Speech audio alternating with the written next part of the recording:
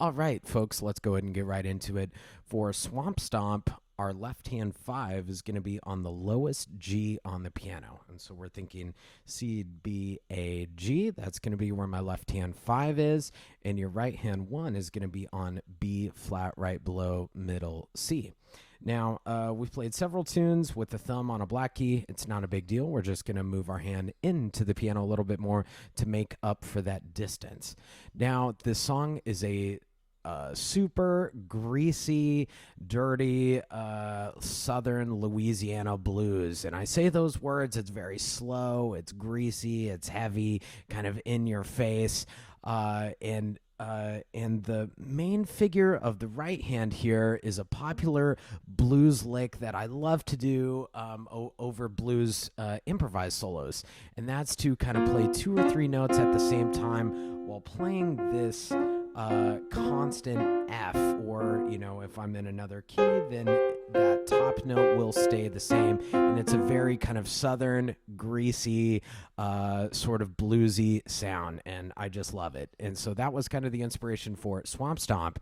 And so if you notice for this right hand here, it's going to be rest, and we're kind of just playing most things with our thumb and 5th finger. Again, our 5 is pretty much always going to be on that F there, and we're just kind of sliding in and out on the piano with our thumb, playing that black key. We have to move into the piano. Playing on a white key, we're moving back. So forward, back type of motion. Now, looking in measure 2, we have a grace note going into beat 3. And usually I like to play grace notes with a 2nd finger. In this particular case, that 2 is going to be on C sharp there. And so I'm going to quickly go 2 and then 5-3. And some people prefer to play everything at the same time and then lift up on the 2. Let me try that again. And then lift up on the 2. Totally up to you on that, whether you prefer to just quickly go 2-5-3 or to play them all at the same time and then lift up on a 2. You get pretty much the same sound, so whatever works best for you, whatever feels best for your hand. And so let's play a little bit of this. And this is so cool because you're kind of doing a mixed meter without even knowing it. Just counting is super, super important because those left-hand hits are a little unexpected. So it's going to go left, right, left, right, grace note, left, left, right. And notice, right hand is pretty smooth and legato, very connected, very long phrases. Left hand is pretty short, and it's an aggressive song. So don't be afraid to play out and to play a little bit louder during this section. So let's play that one more time. 1, 2, 3, 4. 1, 2, 3, 4. 1, 2, 3, 4. 1, 2, 3, 4. Don't be afraid to really accent some of those left hand notes. 1, 2, 3, 4. And so let's take a look at measure 5. It's going to be pretty much the same sort of thing. Up to you. I prefer to use a 5 and 2 here in the right hand. Some of my students prefer a 5 and 1 and then slide down to an A. Totally up to you. If you have a smaller hand, I'd probably recommend just sliding with the thumb. If you have a little larger hand and can reach that with your 5 and 2 on the B flat, then that's totally fine too. Whatever you want to do, this will be basically the same rhythm, same everything here, but your left hand is going to be on C, so it'll be like C, left, right, left. And then here, this is kind of odd. We're going to move our hand just down a step to this G, hit it once, and then we're back, kind of like the beginning there. So let's try that. That'll be the first 2 lines together. 1, 2, ready, left, right.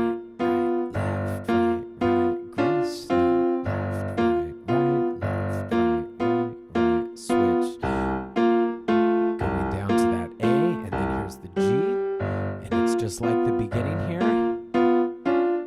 Now here in measure 9, what we're going to do is we're going to play a D with our thumb, and our hand's been kind of angled like this a little bit because we need to play that B flat. Now here, I'm going to kind of switch to where I'm over here is this right hand pinky, this 5 is going to be on F sharp. And your 2 should pretty much stay the same all the way throughout here. 2 is going to be on C, no different there. We're just kind of shifting from more of this type of motion with a thumb on a black key to where a pinky is on a black key. And we're going to play the 5 and 2 in the right hand. And it's kind of a nasty sounding interval. It's pretty dissonant, but with the left hand, it sounds very jazzy. And then what's going to happen is you're going to play the D in the left hand. And your second finger is going to be on C sharp. And then we're going to come under in the thumb. So this will be measure 9 in the left hand. We're going to go D, rest, get that 2 ready, 2, thumb under, and then look at this. My pinky is ready to go on this F sharp here, 5, 4. And then from there, you can move back to regular position. So let's try both hands, measure 9, 2, ready, go. 1, 2, 3, black key under, 5, 4, and it's just like the beginning here. Now, in measure 13, this is kind of the bridge of the tune. You know, the first 3 lines are kind of a hard-hitting, heavy Louisiana blues. Lots of grease, lots of gravy, all that good stuff. Measure 13 is, you know, almost like a bluegrass or like a country sort of song where we have lots of... If you listen to the bass player on the play-along, he's kind of doing this type of motion there. And we're going to do about half of that for the left hand. We're just going to kind of hold the C here. And our right hand's going to do these fun open intervals. And so we are moving our hand up to middle C. Your 5 and 2 is on D and G. 1 and 3, 2. And then we're kind of playing those 3 notes just in a different order there. So this is D and G, C and E, D. And then so we're just kind of going out, back in kind of motion there. And then this will be measure 16. I'm going to cross over my thumb to a B flat, under to a B natural. And then it's pretty much the same thing right here in 17. And then we're going to bring our hand up a skip to 1 and 4 on E and A. And that is one of the loudest parts of this song right there in 19 and 20. And so this is what that sounds like with left hand. Your left hand's just kind of playing the role of a bass player here.